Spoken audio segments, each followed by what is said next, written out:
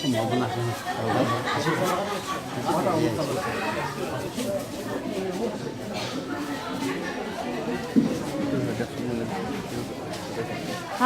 Recording biasa cerita.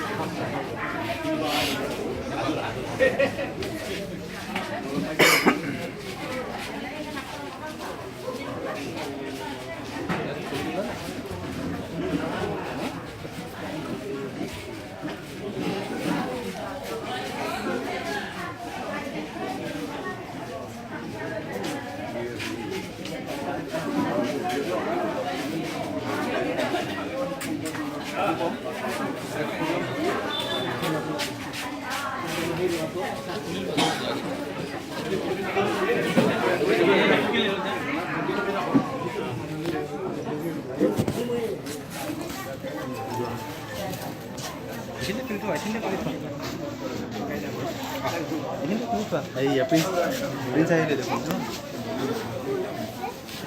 Tapi apa? Itu loh.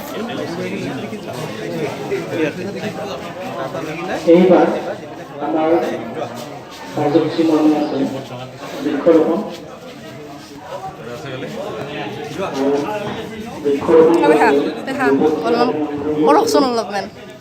অনেশ্বর বড় সংগীত শিল্পী সাহিত্যিক অবসরপ্রাপ্ত শিক্ষক আছে প্রথমতে তেখেতক এখন গামোচাৰে ভিডিঅ'লৈকে মই পৰিণাম কৰিব পৰা আদৰণি জনাবৰ কাৰণে আহ্বান জনাইছোঁ।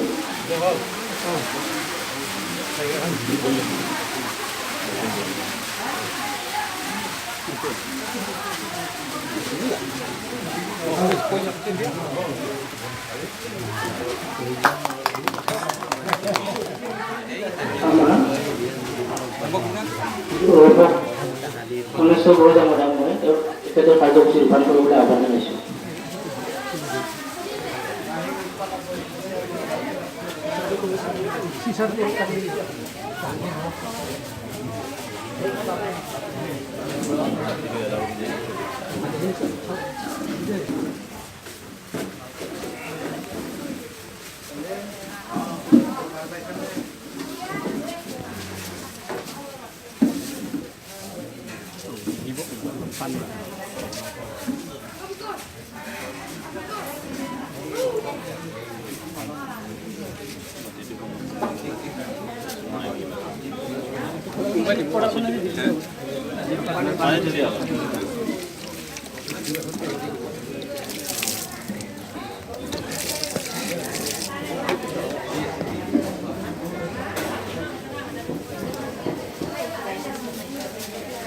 বৃক্ষৰোপণ কাৰ্যসূচী ৰূপায়ণ কৰা মাননীয় অনেশ্বৰ বড়ো ডাঙৰীয়াক আমি পৰিয়ালৰ তৰফৰ পৰা আন্তৰিক ধন্যবাদ জ্ঞাপন কৰিছোঁ আৰু এই হিচাপতে তেখেতক দুআষাৰ ক'বলৈ মই আহ্বান জনাইছোঁ।